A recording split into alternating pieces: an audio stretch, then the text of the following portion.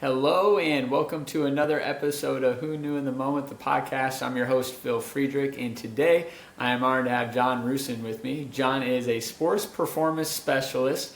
He is an author, and we're going to talk a little bit about the book that he has coming out. But one of the things I think you're really going to hear today is when you find your niche and you find something you're passionate about, you can transform lives. So, John, thanks so much for being on today. Phil, it's my pleasure. Yeah, well, let's start with your journey. So, growing up, both your parents happened to be in the world of academics. Now, one more on the athletic side, one more on the academic side. But talk a little about getting into sports and academics at a young age. Well, yeah, my parents had me a little bit later in life. So my dad was 43. My mom was coming up almost 40 years old when I came. So as you would think, I was their everything. Only child, and all of a sudden they've been waiting 20 plus years to have a child, and boom, here I am.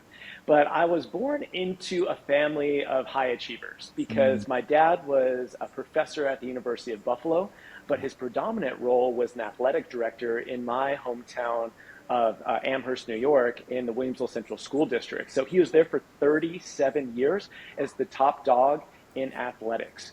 And then my mom was over at Damon College, which was right down the street, about 3 miles away from my house that I grew up in. And she was the Dean of Nursing and Health and Human Services over at Damon College. So she was there in her role at the college for 30 plus years.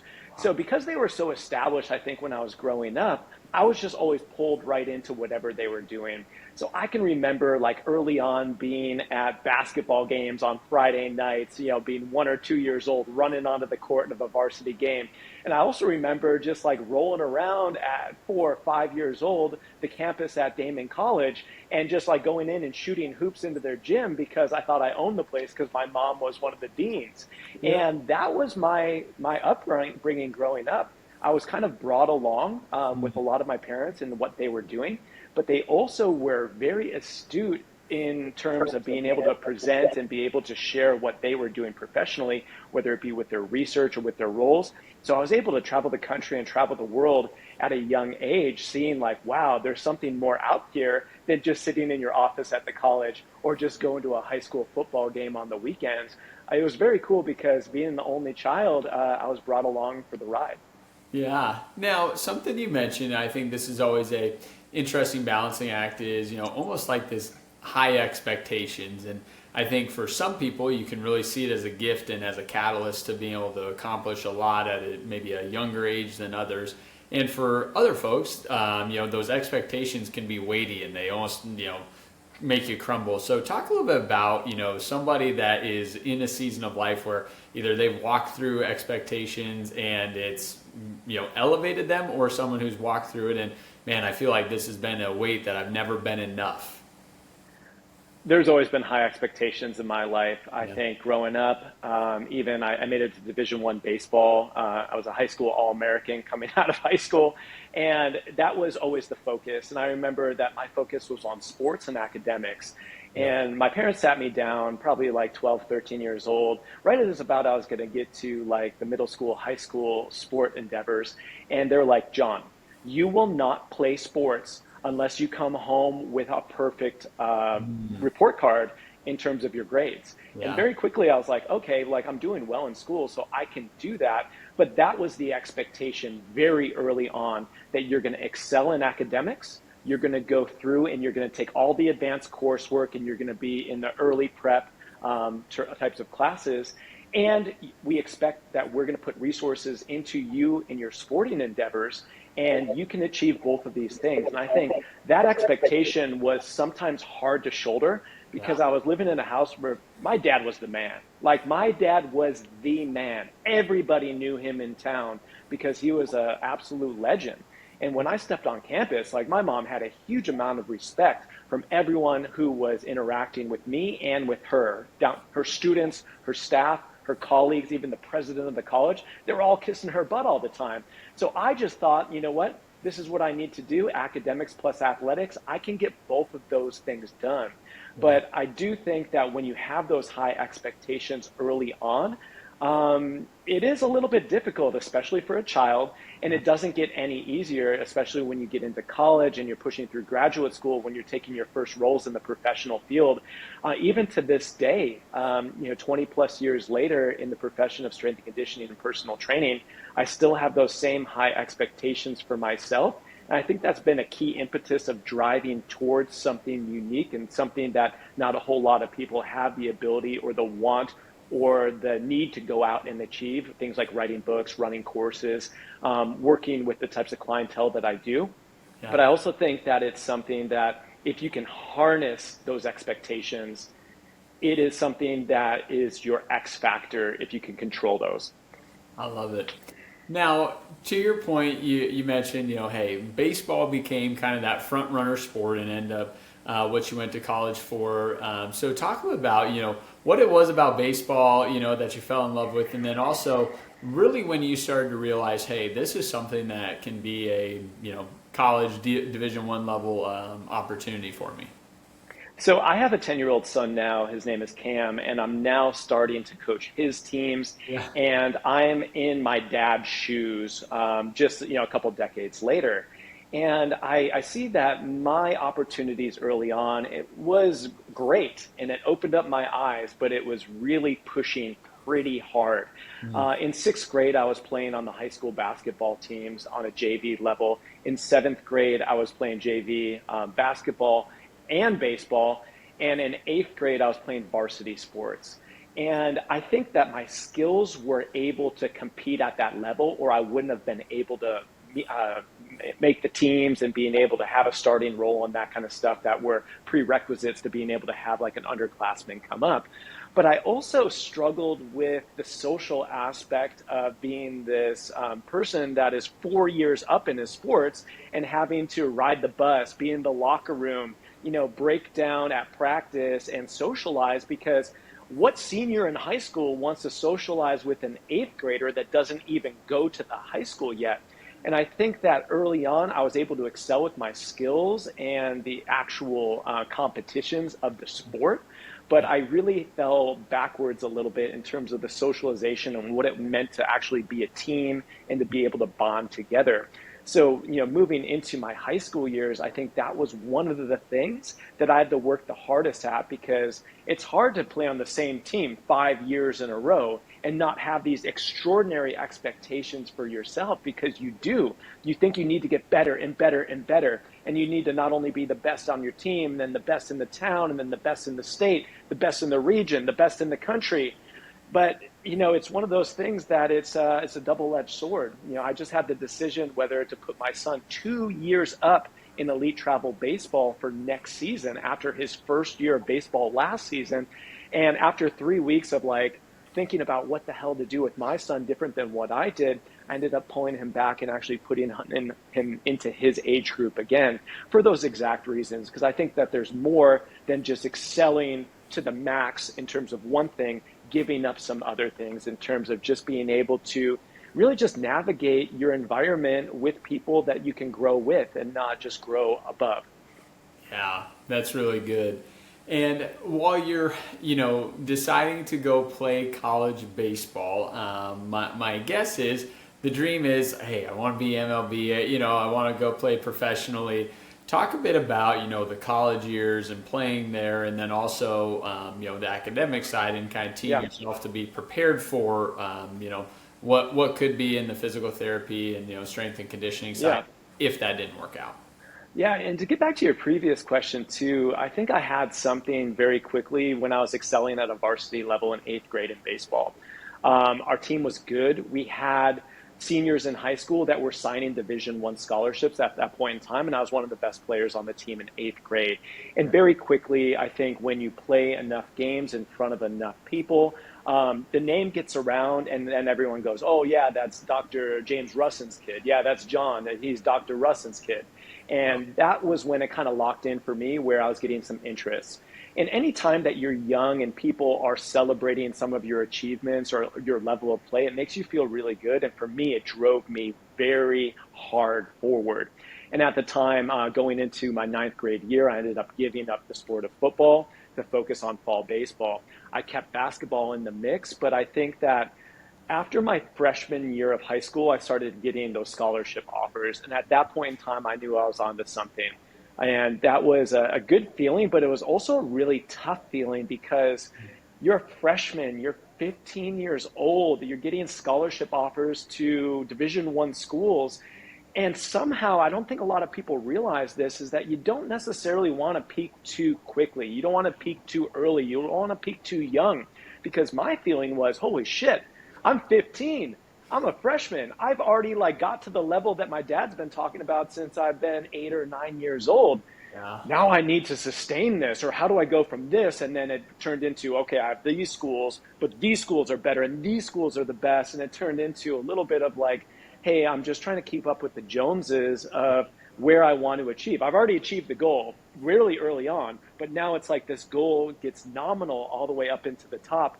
And it messed with my mind a little bit, but ultimately I got to the point where I had 30 or 40 scholarship offers, and it became an ego thing at that point in time because when I made my decision, so you sign for baseball your junior year, so you don't actually go in and have your senior year season. You already signed and committed to your school, and you're hopefully getting into the MLB draft at that point.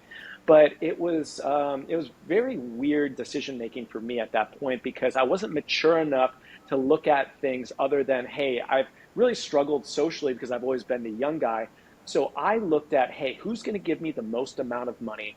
Who's going to give me the best scholarship? Who's going to guarantee me a starting role? Who's going to basically like kiss my ass in the recruiting process? And that's where I'm going to go. So Yep. looking back on it, I had offers to play for non-scholarships at places like Cornell, in Princeton, and Harvard, which was my parents' dream to be able to go Ivy League, take my baseball to an Ivy League academic level, and then see what happens from there. But I acted like those were no big deal. Like, you know what? They don't want me. And it's like, no, the Ivy League just doesn't give athletic scholarships. Like, it Yeah. wasn't they don't want me. It was just a different thing, apples to oranges. And I Yep. ended up making, which, Monday morning quarterback, looking back on, a relatively poor decision, picking a school that gave me a full scholarship offer and gave me all the things that I wanted. It was about 2 hours away from me. I signed at St. Bonaventure University. It was kind of like my hometown school. Yeah. And they did the best amount of kissing at the time. And I signed there and I felt good. And they guaranteed me a spot in med school at LeComm, which was really awesome because my grades were so good. So they did everything that they possibly could to get me there. And then once I got there, it was just hollow because it was again like, okay, I achieved this, but Mhm. what's next? And it wasn't the best thing once I did get there. So I think a lot of those decisions early on altered the decision making at scholarship time, and then when you move to the next level, things aren't necessarily what you think they are. Yeah. And I think this is an interesting one. That's what led me to transfer 3 times in 3 years after that point in time.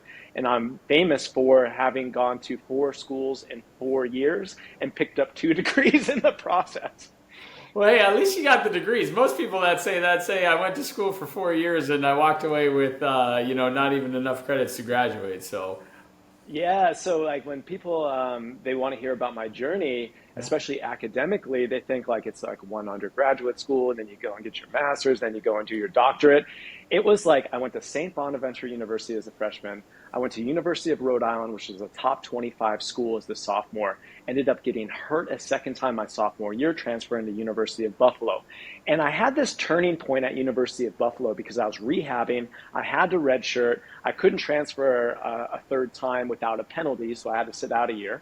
And it was a very interesting conversation because I got pulled into the dean's office at University of Buffalo, and they're looking at my transcripts, and then they're looking at kind of like my goals of, again, playing baseball in my junior year, which would be my fourth year. yeah. And they said, John, I don't think you realize this, but you have enough credits to graduate today.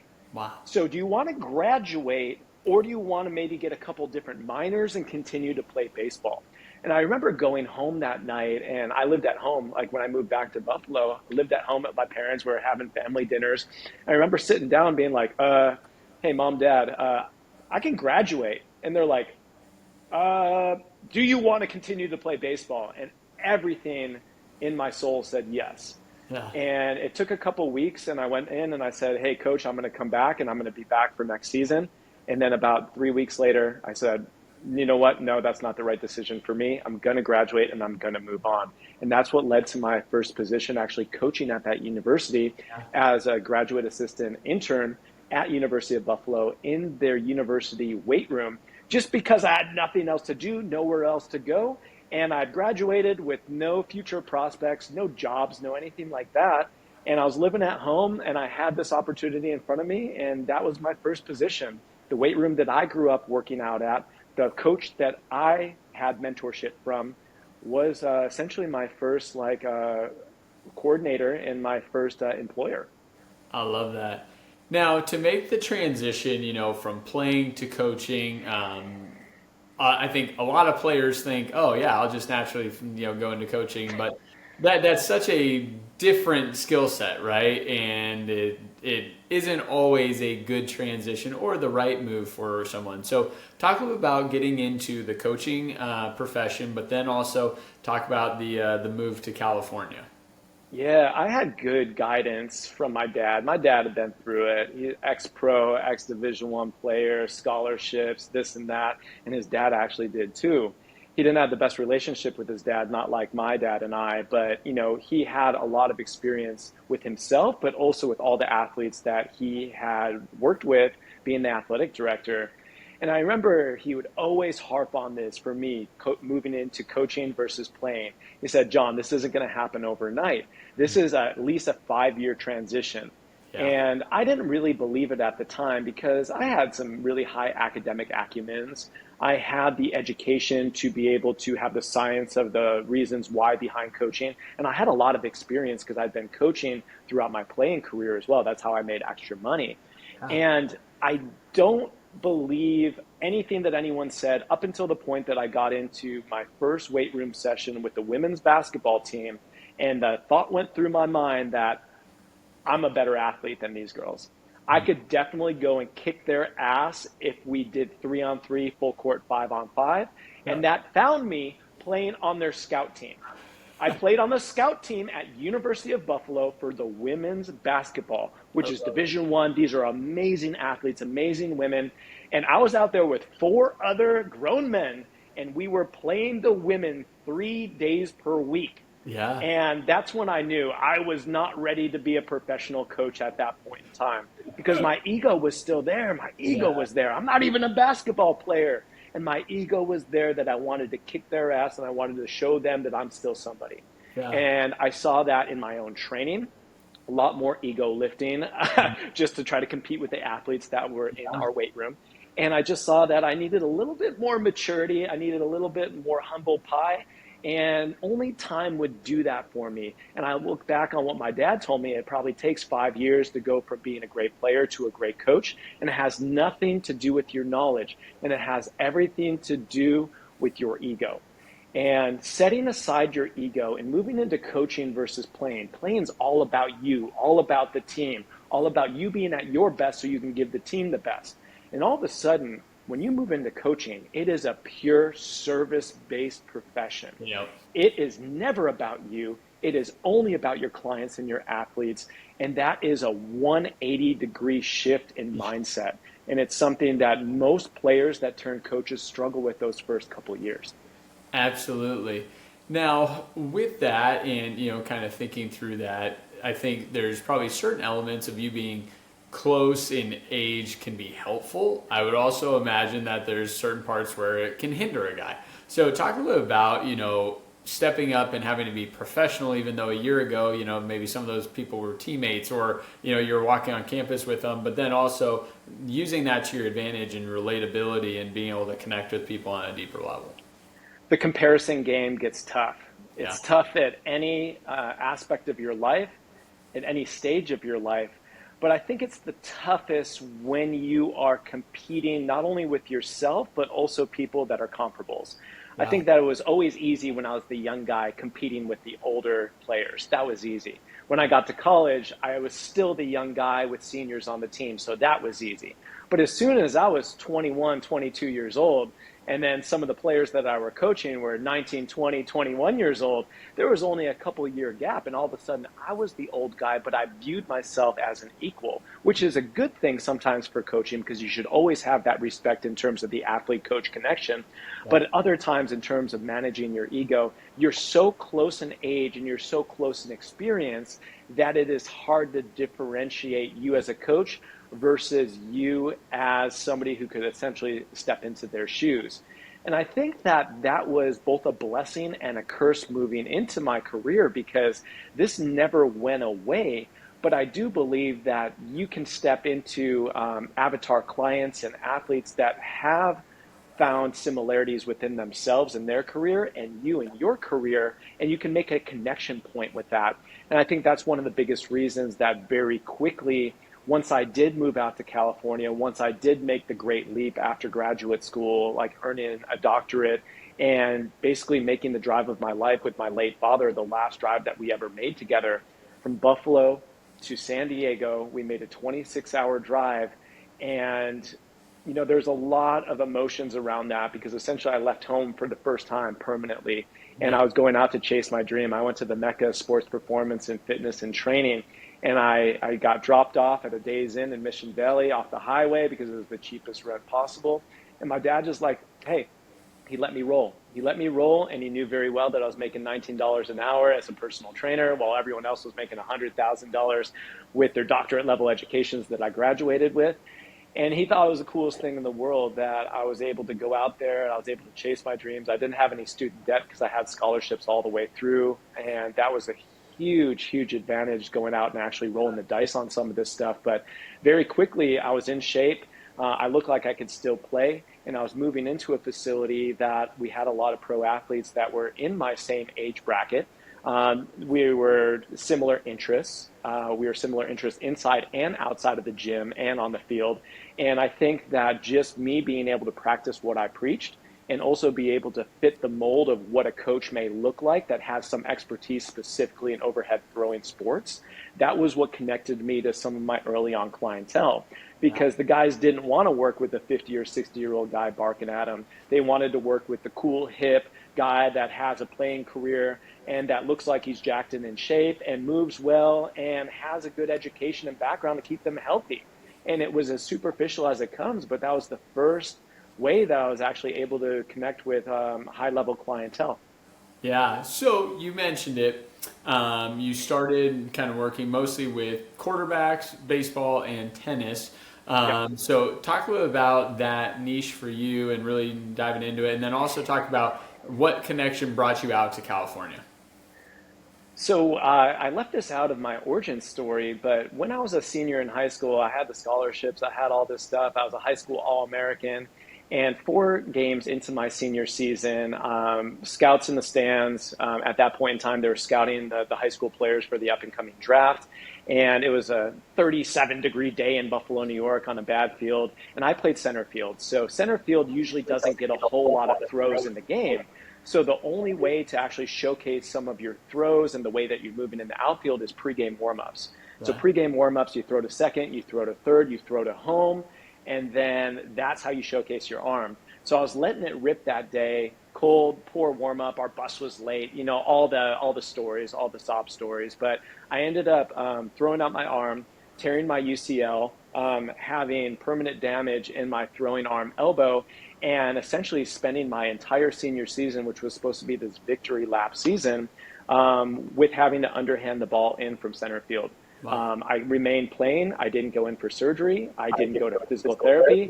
I was just so mentally and emotionally broken at that point that I wanted to continue to play. I could still hit, and I refused to not take the field.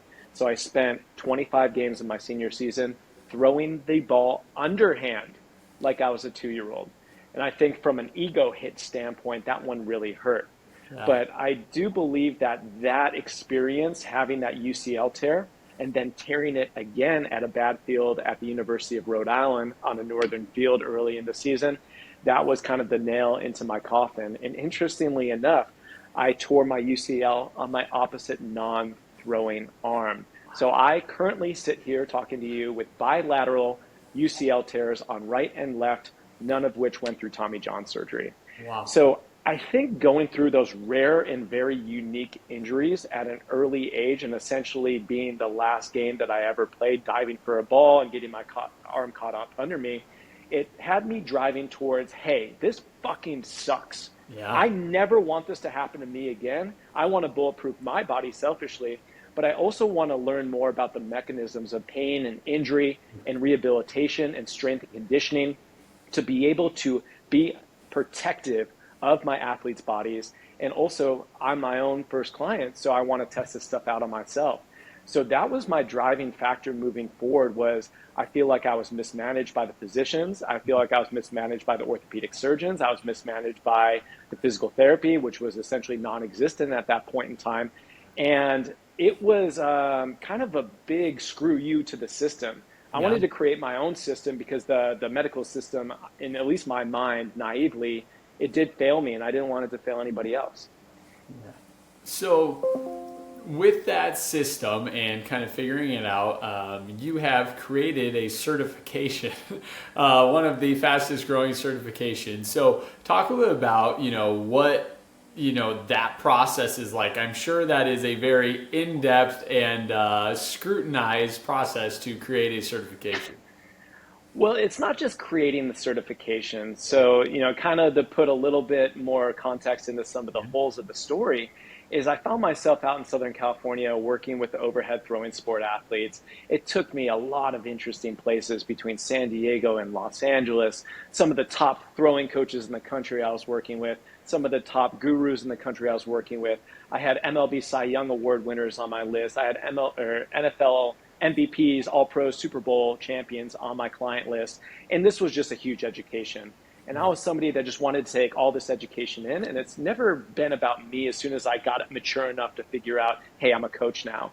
It was all about my clients. And the cool thing about my clients and my athletes were they were geeks and they wanted to learn and they wanted to be managed by a bunch of different coaches as well.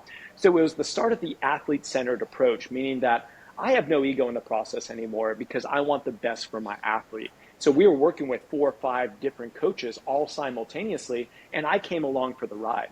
So that ride took me a lot of interesting places. It took me into NBA locker rooms. It took me overseas working with the Chinese Olympic Committee as a strength and conditioning coach to prep them for the Olympics. It took me on the World Tennis Tour, being able to work with top 20 tennis players and travel exclusively with one player for a season, to all of the Grand Slams and all of that. And it brought me back to consulting at colleges and throughout pro teams in the MLB, and in the NBA, and privately within golf and within tennis. So I've always been a huge student of all of those experiences because they're rare. Those are super rare. If you did one of those things, you'd be like, holy shit, I'm still talking about that. And I was able to do a decade of deep dive exploration on working in these environments, but also keeping my eyes and my ears and my brain open to being able to learn from some of the best in the world, all across the world. And at that point in time, life changed for me. Life changed big time because I had a son on the way, Yep. and I knew that I had to be relocating to Madison, Wisconsin, from at the time Southern California.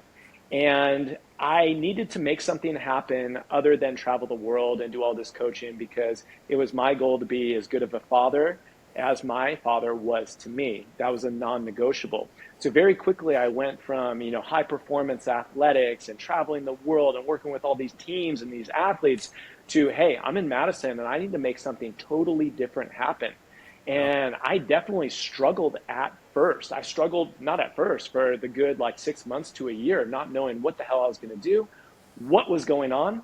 And I got a big break to be able to go out to China to at least make a year of salary, which was a blessing at the time because I had no money, I was broke, and I had a family. And at that point in time, I came back stateside and I said, hey, something needs to happen. But the interesting thing about China, at least with my origin story, was I was left there, basically dropped off at Olympic Village, and there were 6 people within thousands of people working at Olympic Village that spoke English. So there wasn't a whole lot of socialization going on. I was also 13 hours difference between time zones. So I couldn't call anyone home after I was done working that day. We used to work, 10, 12 hours a day, 6 days a week. So a lot of work happening, and I was just kind of fried. So I was like, well, what the hell am I supposed to do with my time? Yep. And I've always been a huge reader. I've been an avid studier. I'll go through any certification course that I can. I'll read any article that I can, all the journals. So I've always been taking in information at a huge rate. Yeah. And all of a sudden I was like, I'm sitting here in China working with multiple gold medal Olympians. Maybe I have something to say. Maybe this is the time where I have something to say about training, about prehabilitation, about systemization, about essentially running the system that I'm now running at the highest level. And Yeah. that was a tough thing for me because I didn't have Facebook at the time. I didn't have Instagram. I didn't have social media. I didn't have a website. I didn't have anything. And I ended up getting connected with one of the biggest websites in the world for strength and conditioning, muscle building, bodybuilding, hypertrophy. And it was tnation.com. T-Nation was like the legend builder at the time. And they agreed to publish one of my articles while I was over there in China. And very quickly, the topic was like, how do you stay healthy while still training hard and getting the emotional drive out of your training? Yeah. And it resonated very, very heavily with people.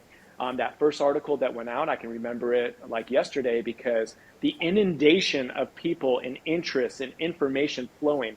3 million people read that article back when people read long form 5,000 word articles.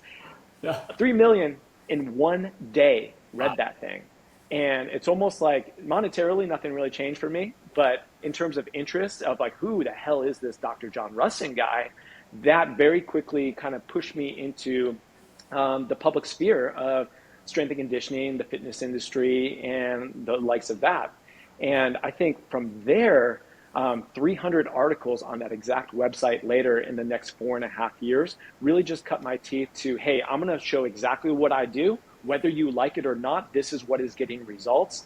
And that was what was able to generate a huge amount of interest to the point where people were having me out and speak. I was doing one-day courses. I was doing 4-hour courses at places like Equinox and going to private gyms with some of the best trainers and coaches in the world.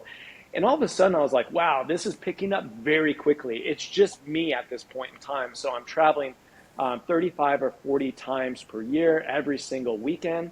And at that point in time, I knew we were on to something big. And I started running the 2-day courses. It used to be called the Pain-Free Performance Training System. And I ran that for a 2-year period all by myself. And at that point, I was actually traveling the world doing international courses. And I came back in 2017 after back-to-back international weekends and ended up in the hospital because I was so burned out. Wow. I came back after it was Taiwan, Hong Kong, back stateside, hospital.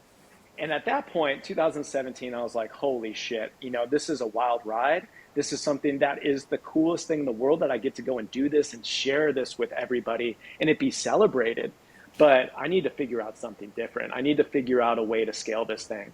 And in 2018, I was able to hook up with one of my long-term friends and colleagues, Clifton Harsky, and he was my first colleague and master instructor that started to teach the pain-free performance training system. And then in late 2018 to 2019, this thing picked up like wildfire. We were getting contracts from everybody, running about 150 live 2-day in-person certification courses per year. And we knew we needed to grow it even more. So in late 2018, we accredited it for the certification. And my course turned into the Pain-Free Performance Specialist certification. And from 2018 on, it did, as you alluded to, become the fastest growing and the biggest certification course in the fitness industry and to date fitness industry history. Now, we could spend multiple episodes just on the course, but one of the things that I think is really interesting in some of your findings is for everyday people, right? Not everyone listening is going to be a pro athlete that's trying to, fix the mechanics or be specific, but is that we've been taught that there's a right or a wrong way to do certain things. And what you've realized is that, well, my body's different than your body and this body's different than that body. So although there's probably some similarities in how we should do certain lifts, there may not be this one rigid way that everyone should lift. So talk a little bit about, some of those findings and maybe just one or two practical takeaways for someone listening today on something that they could either start researching or incorporating into their daily routines. Early on, like the adoption of pain-free performance was all about the high performance strength and conditioning coaches and the physicians and the physical therapists, people that had a whole lot of academics behind them. But in the last 7.5 years, we've almost fully transitioned into serving enthusiasts, serving new personal trainers, and serving people that were a little bit more green in their movement-based or healthcare professions. Yeah. And this was amazing because I was like, no matter who you are, no matter who you work with, no matter what your goal is, everyone wants to be pain free. They want to look, feel, and function their best. But there's certain principles, no matter what your avatar is, you need to adhere to. I go back to this one day in 2011. And at the time, I was out in Southern California and I was working with an NFL guy. Later on that day, I was working with the NFL guy's wife. And then in the evening, I was working with the wife's mother, so the NFL guy's mother-in-law. And I was running a system back then that kind of looked similar in terms of the principles. We did a phasic approach to warming up a certain way. We did a more hybridized strength and conditioning session. We did cool down and prehab. And the programs are, of course, different between somebody who's making $20 million on the field on Sundays and somebody who is 80 years old. But the principles remain the same. And I remember being so young to be like, I identify that that is a thing, but I don't know what to do with that thing or that idea. And I think that's what comes across most strongly today in pain-free performance, that we are a principle-based system of training and movement, different than almost anything else out there. I do believe that there is a time and a place for everything. There is a time and a place for physical therapy and yoga and Pilates and powerlifting and bodybuilding and going and doing a high rocks or a tough mudder or being able to go and do deep diaphragmatic breathing. There's a place for everything, but how do you utilize everything where it creates synergy? That is the roadmap that pain-free performance allows people to simply use at a high amount of success and accessibility. So no matter if your goal is to get out of pain or no matter your goal is to go in and be one of the best athletes in the world, we're able to utilize this same system because it's a plug and play phasic model to be able to achieve whatever your goal is. And I think that's the reason for the popularity of the certification course and now of the book and all of the programs and the teams that I run is that we don't bias against anything. We celebrate everything, and it's an empowerment model of movement. I love that. Now, you mentioned the book, so talk a little bit about when we can anticipate the release, and then also, we don't have to give away all the secrets, but maybe, what the whole premise of the book is and, what the, I guess, passion was for you to be writing that. Well, Pain-Free Performance is the book. It's going to be available for shipping on October 21st. It's currently on pre-sale right now. And one thing that I wanted to do, because I'm so proud of it, is be able to have people experience pain-free performance for free right away. So we actually pre-released the first 2 chapters in digital form that is free for anyone to go download.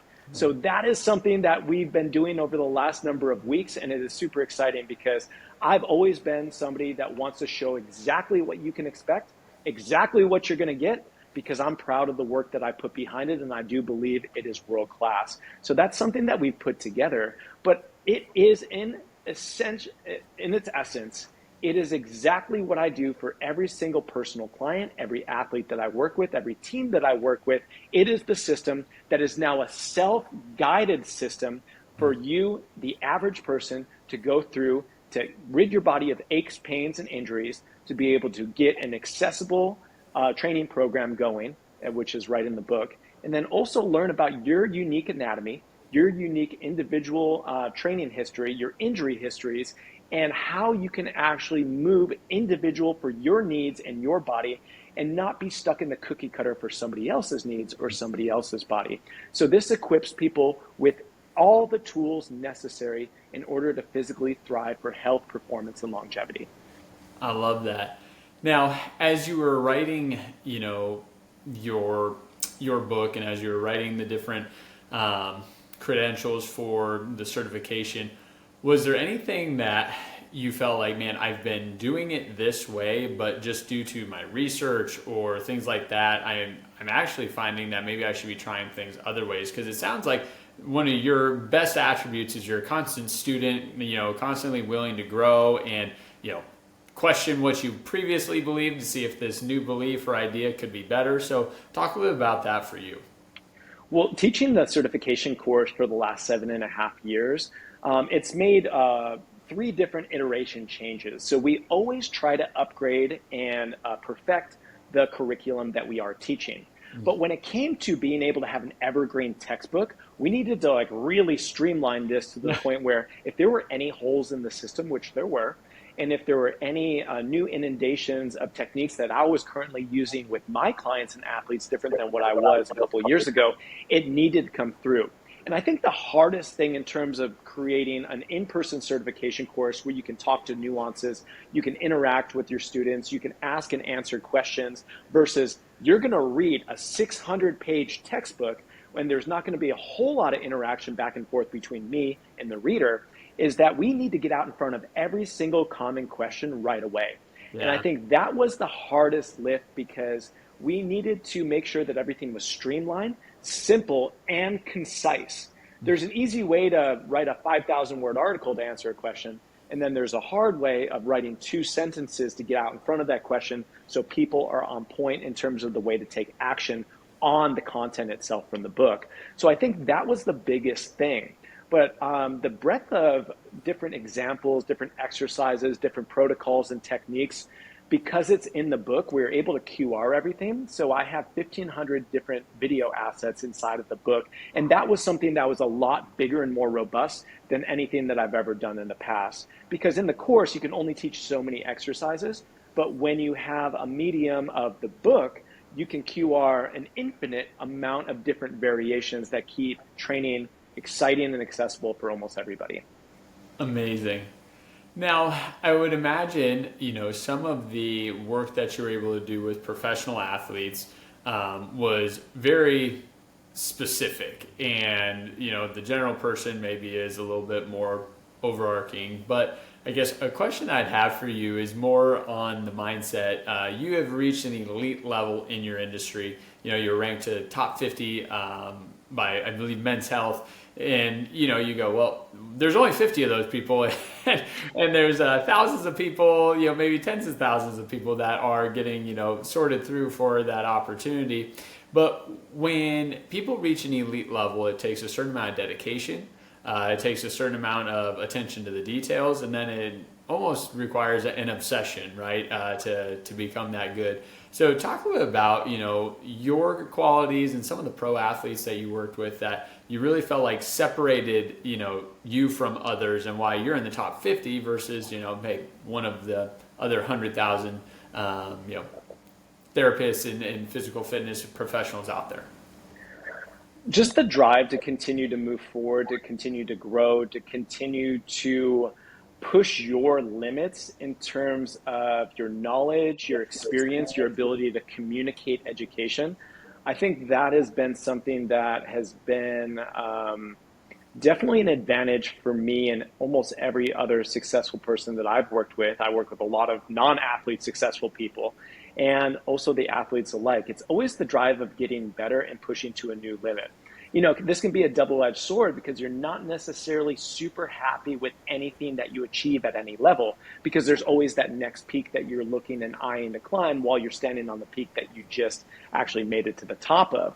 But I do believe that being able to have a career, I'm at 19 and a half years of professionally working in this field, that's almost 2 decades of learning and experience, and every single day what goes through my head other than my family and basically working with my son in his sports is my clients, the system, the education. How do we make this the best and the brightest system the world has ever seen? And how do we help more people get out of pain and back into performance?